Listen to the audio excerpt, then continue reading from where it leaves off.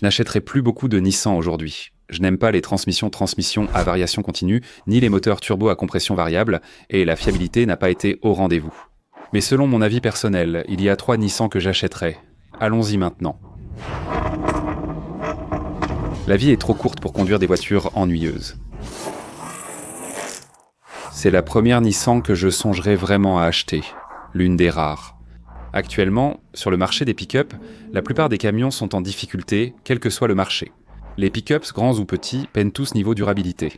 Les moteurs turbo, l'encrassement dû à l'injection directe, les soucis de désactivation des cylindres et les pannes de coussinettes de bielle. On trouve facilement des rappels pour presque toutes les marques de camions dans l'industrie, sauf celle-ci, juste ici. Nous avons le Nissan Frontier. Oui, le Nissan Frontier fait partie de ces camions. Il ne compte pas sur le clinquant et le tape à l'œil.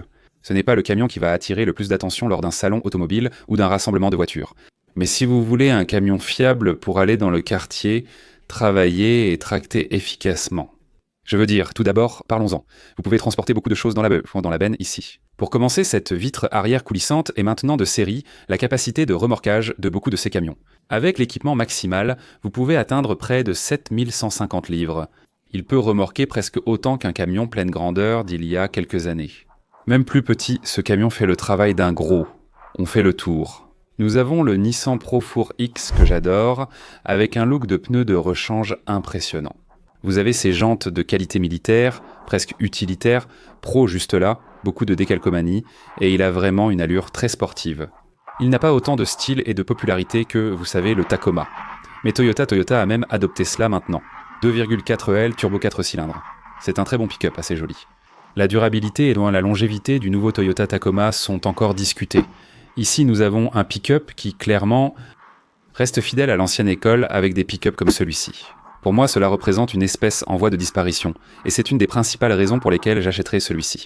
La grande majorité de ce pick-up est bien meilleur que ce que vous trouvez sur le reste du marché, parce que ici, vous avez une boîte automatique à convertisseur de couple à 9 vitesses. C'est ça, pas de boîte de transmission à variation continue ici. Et quand on parle de Nissan, beaucoup de Nissan comme ces véhicules, les Kicks, les Nissan Sentra, les Nissan Rogue, sont tous équipés de boîtes de transmission à variation continue ou d'une transmission Jatco. Et même s'il y a eu des révisions et qu'elles se sont améliorées, la grande majorité de ces véhicules ont eu un problème important, des transmissions qui grillent. Si vous leur mettez trop de couple, tout d'un coup ça part en fumée, il y a des bruits étranges, le voyant moteur s'allume et vous devez emmener la voiture au garage. Cela entraîne une facture de 6 ou 7 000 $ pour la transmission, qui n'a pas été conçue pour durer. Nissan utilise désormais plus de moteurs 4 cylindres turbo, 2 litres variable compression à compression variable. Il y a eu des problèmes en consommation d'huile, panne moteur, et même si certains tiennent bien, au lieu d'utiliser simplement une bielle standard, ils vont. Ils emploient des articulations et raccords pour offrir une compression variable. Ce qui semble génial et innovant en théorie, mais ce sont juste plus de pièces mobiles. Et venant d'un fabricant qui essaie trop de choses en même temps et qui finit par se casser la figure. La principale raison pour laquelle j'adore ce camion, c'est que c'est l'un des derniers d'une espèce en voie de disparition. Le moteur atmosphérique 3,8 litres délivre environ 310 chevaux et près de 290 lbp de couple, ce qui vous donne largement assez de puissance et de performance pour faire avancer le véhicule de façon fiable sur la route. Et vous savez avec quoi vous avez affaire. La chaîne de distribution, il n'y a pas de courroie. Ici, donc, vous avez un V6 atmosphérique, une transmission automatique à convertisseur de couple, à un ensemble standard de technologie, et ce n'est pas non plus une surcharge technologique dans ces véhicules. Il ne compte ni sur l'hybridation, ni sur des panneaux en aluminium, ni sur de nombreuses technologies. De nombreux constructeurs prennent cette voie avec les camions et en subissent les conséquences. Même la désactivation des cylindres en élimine beaucoup. General Motors 5.3. Beaucoup de ces camions sont désormais simples. Certains les disent mon dinosaure. Moi, j'appelle ça une victoire. Sur le marché actuel, tout est en 3 ou 4 cylindres turbo, injection directe, hybridation et véhicules trop complexes. Les Frontiers ont eu quelques problèmes en cours de route. D'anciennes générations de Frontier avaient eu des soucis de transmission, le liquide de refroidissement pouvant s'y mélanger et la détruire. C'était un problème autrefois. Aujourd'hui, nous avons un modèle qui, même imparfait, fonctionne. La plupart de ces véhicules n'ont pas de problème chronique, rien de majeur à signaler. En général, en consultant les rappels, vous trouvez 4 soupapes d'admission tombées. Soit vous voyez General Motors perdre ses culbuteurs, soit vous regardez General Motors. Et leur moteur 6,2 L87 ou Toyota avec leur V6 biturbo, 3,4 litres explose partout. Ces problèmes, on ne les entend que sur quelques forums, d'accord? Un gars a dû redémarrer, probablement à cause d'un composant électrique défectueux ou d'un petit souci mineur.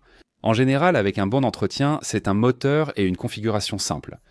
Et c'est exactement pour ça que c'est l'une des rares Nissan que j'achèterai. Le Frontier est la prochaine Nissan que j'achèterai sérieusement. Même en tant que non passionné, vous devez apprécier ce qu'ils ont fait.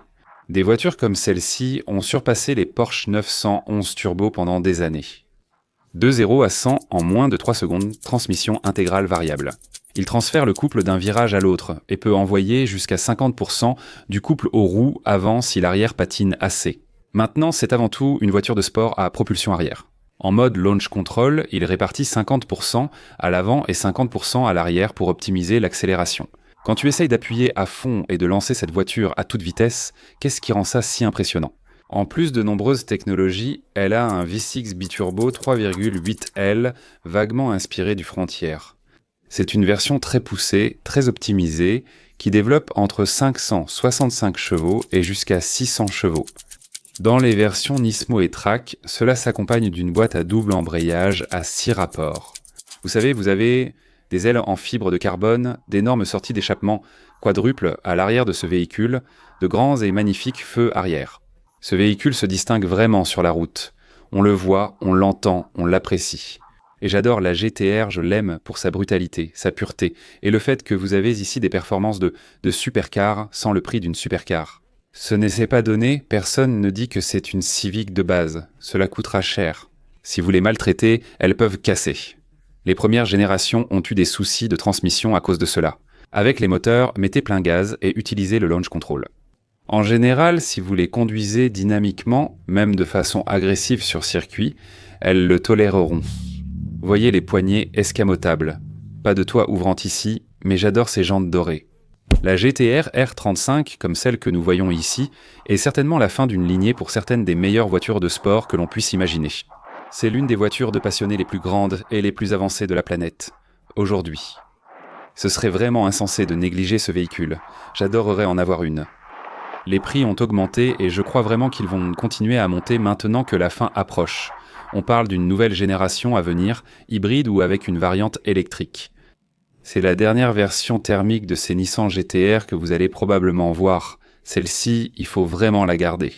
Si vous aimez les voitures de performance sans vous soucier de la marque ou d'un logo prestigieux comme Porsche, Ferrari ou Lamborghini, celle-ci mérite vraiment votre attention. J'adore cette voiture, 3,8 litres turbo fiabilité exemplaire et moins de 3 secondes de 0 à 100 km/h. Il n'y a presque rien de comparable. Cette voiture, même si certains modèles sont anciens, surpasse, devance et fait même rougir une Corvette moderne. Tu te rappelles de Top Gear et Jeremy Clarkson ? Il l'a emmené sur un circuit, mais les jets étaient si forts qu'il s'est fracturé le cou et a dû partir en ambulance. Ces voitures encaissent dans les virages, accélèrent fort en ligne droite et freinent puissamment grâce à leurs gros freins. Bon, c'était spectaculaire, notamment la Nissan GT-R. Voici une voiture que tu vas aimer en tant que passionné d'automobile. Il existe une Nismo et un modèle standard. Le modèle standard propose une boîte manuelle à 6 vitesses ou automatique à 9 vitesses, cette dernière ayant été rappelée car elle pouvait rouler seule. Je dis souvent que la boîte manuelle est plus amusante, mais dans tous les cas, ça suffit. Il y a aussi une Nismo avec 20 chevaux de plus. Mais la version de base comme celle-ci t'offre 400 chevaux grâce à un V6 3 litres turbo et la Nismo monte jusqu'à 420 chevaux. Super voiture, clin d'œil au passé, belles jantes et rétroviseur. Il faut aimer la Z, le badge sur les feux arrière de la 400Z sert surtout à montrer qu'elle a environ 400 chevaux. Et regardez, les poignées sont super et c'est vraiment une voiture très tape à l'œil dans l'ensemble. J'adore la nouvelle Z, finition intérieure superbe, super style et clin d'œil au passé. La Nismo améliore nettement le look, sa calandre avant mettant en avant les freins. La suspension, ça te donne un peu plus de puissance et bien sûr pour un peu plus d'argent. Mais il y a un nouvel élément parce que là, tout de suite. Actuellement, la Z Nismo n'est disponible qu'avec une boîte automatique, alors que si tu patientes un peu, il paraît que la Nismo va bientôt arriver, avec une boîte manuelle. Et là, tu profiteras vraiment de toute l'expérience de conduite. J'ai eu une 280ZX il y a de nombreuses années et j'adorais cette voiture. C'est en gros une nouvelle version de celle-là. Tu ne peux pas te tromper avec ça. Moteur éprouvé et fiable, turbo compressé, c'est l'un de leurs atouts avec convertisseur de couple. Boîte automatique ou manuelle, ça veut dire pas de cette histoire de transmission à variation continue. Ici, tu as une voiture sympa, qui est en plus agréable à conduire. Ça a été un excellent succès pour Nissan. C'est une voiture formidable, un clin d'œil au passé et tu n'en trouveras plus beaucoup comme ça sur le marché. Avec la transition vers l'électrification, on entend dire que même Nissan va probablement se convertir et passer à quelque chose de plus hybride dans les prochaines années. Et au final, la ZEC comme celle-ci finira par devenir un véhicule entièrement électrique. C'est l'une des meilleures expériences de bon sens de conduite et un vrai atout de Nissan. Mention honorable pour ceux qui doivent transporter leur famille, le nouveau Nissan Pathfinder. Les générations précédentes étant été moins bonnes et posaient des problèmes. La nouvelle génération offre un V6 3,5 L atmosphérique avec boîte auto 9 rapports, un peu moins de 300 chevaux, beaucoup d'équipements, beaucoup de technologie. C'est relativement abordable et ça va être durable avec ce moteur V6. Beaucoup de constructeurs, dont Toyota, abandonnent les V6 au profit de moteurs turbo, 2,4. Dans ce cas, Nissan et le dernier Pathfinder en font partie. Je considérerai sérieusement l'achat. Et à ce propos, tu veux voir ma liste des 3 seuls petits camions que j'achèterai. Étant donné que le Frontier en fait partie, voilà les 2 autres juste là. Tu vas vouloir regarder cette vidéo. Très populaire si tu n'es pas forcément convaincu par le Frontier. J'ai quelques autres excellents modèles que tu pourrais vouloir regarder. J'espère vous voir tous très bientôt. À bientôt tout le monde. Au revoir.